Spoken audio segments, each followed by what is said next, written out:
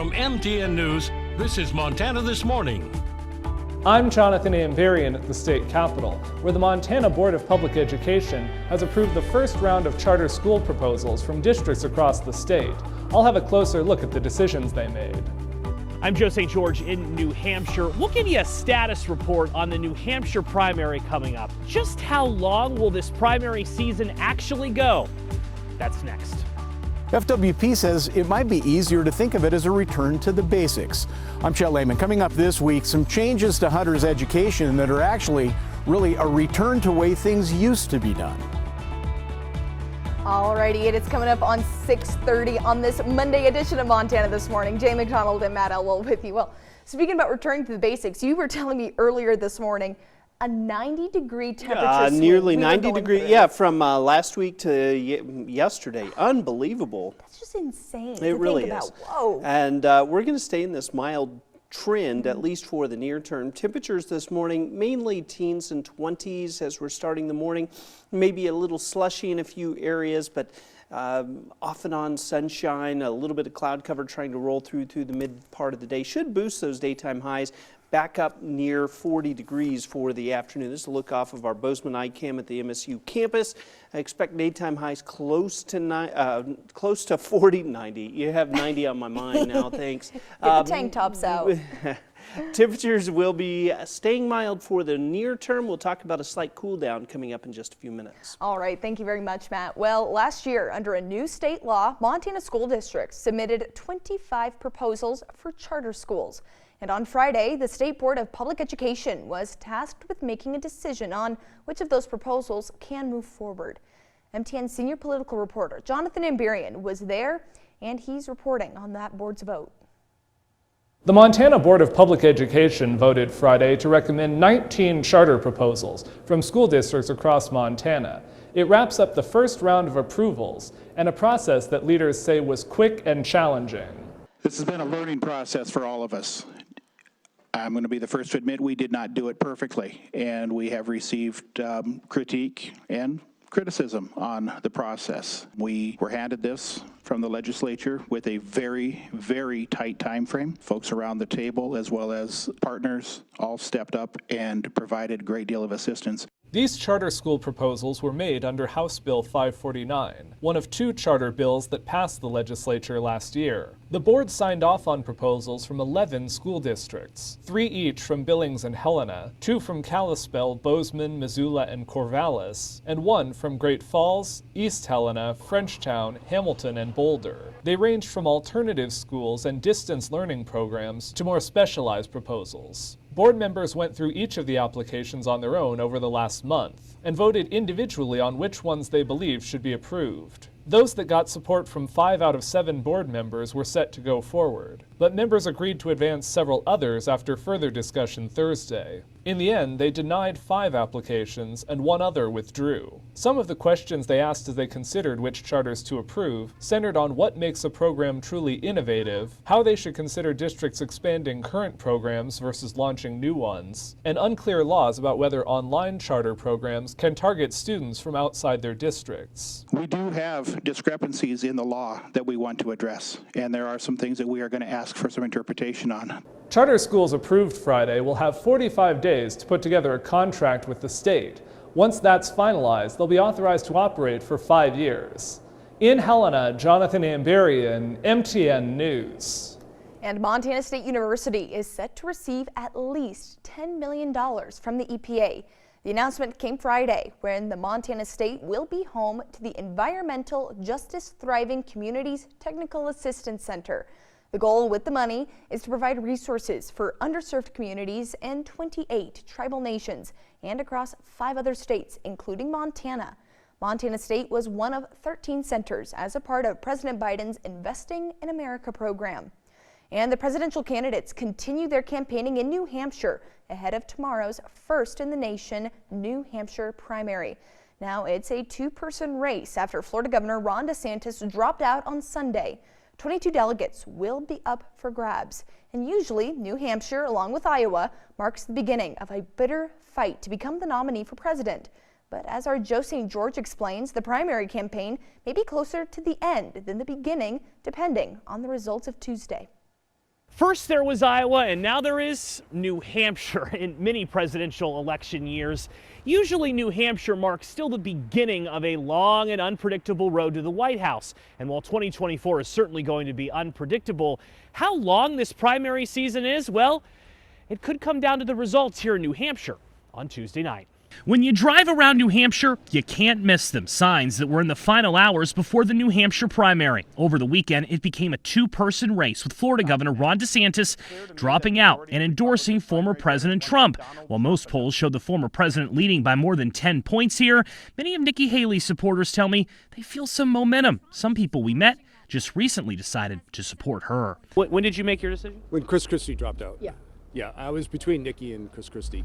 The debates recently that she's had with Ron DeSantis, I was deciding between the two of them, and her answers were clear, they were concise. What's the biggest issue for you in this 2024 primary? Democracy. For former President Trump, many of his backers have been with him a bit longer.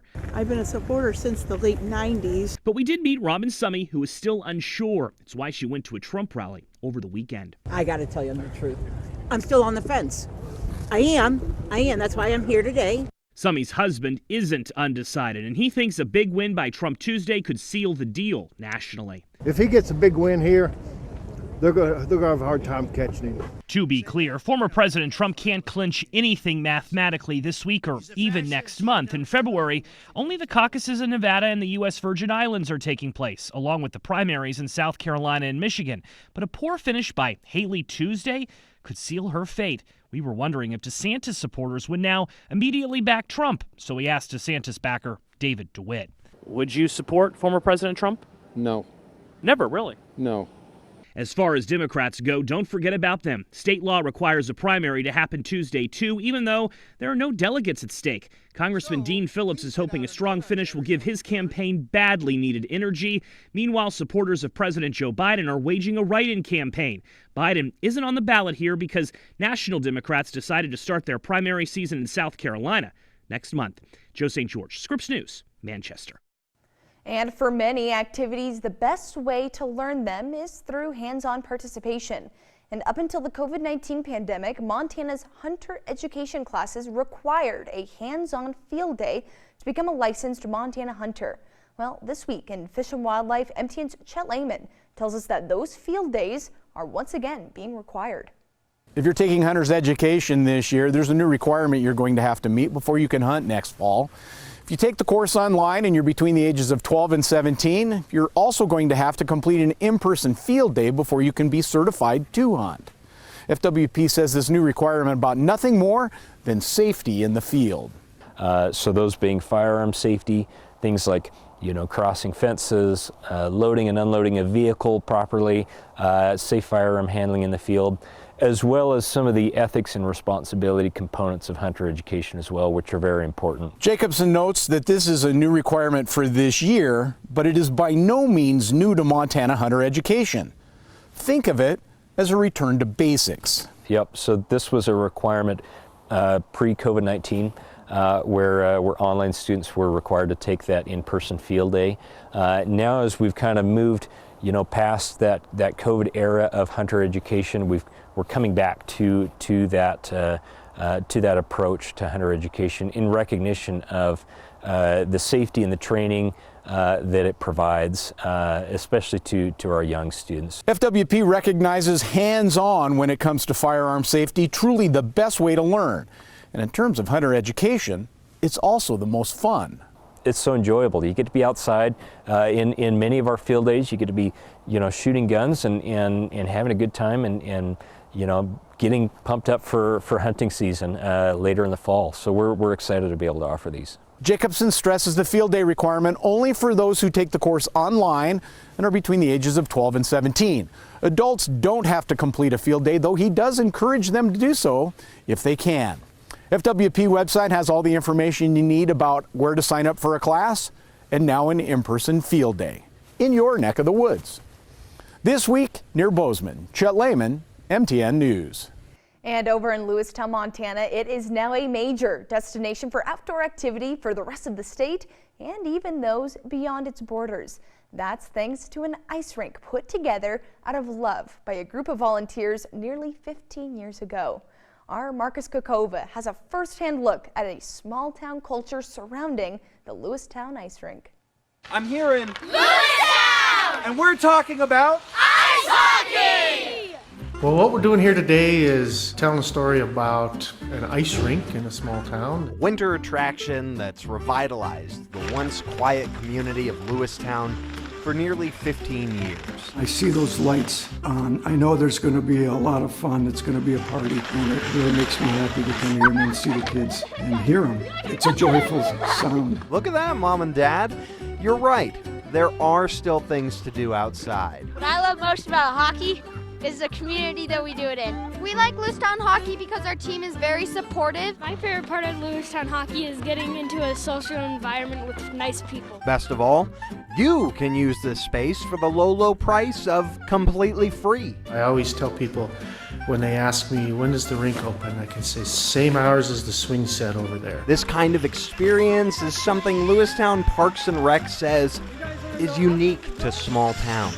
Small towns just have this uncanny knack of being able to draw people together. The rink symbolizes the love of the volunteers who not only keep it running, but hammer in hand pieced it together. Everything you see out here is 100% donated and volunteer labor. Coming home with a Zamboni that was sitting on cinder blocks and a pile of boards that were half rotten, but we've got people here that brought it back to life. They've learned how to make ice. They've learned how to run a chiller. They've learned how to maintain and run a Zamboni. Efforts not in vain, with benefits stretching beyond the bounds of simple fun. Obviously, to win this game, you got to learn teamwork, and there's a lot of teamwork that's gone into this whole rink. You quickly find out that you have a lot more success if you pass the puck. Lessons that will continue across generations. You get to see some of the youth players who are graduating, getting old enough to play in the adult tournaments, and they're out there playing with their parents. So we're going to start seeing a second generation of youth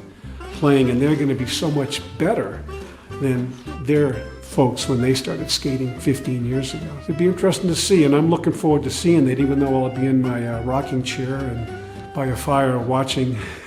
Hockey's the best. Marcus Kokova, MTN News. I just love that story. Thank you very much, Marcus, for bringing that to us this morning. Now, we're going to take a short break here on Montana This Morning, but when we come up, Matt's going to have a look at that forecast. We're going to have all your top headlines, plus a couple ways to save your money.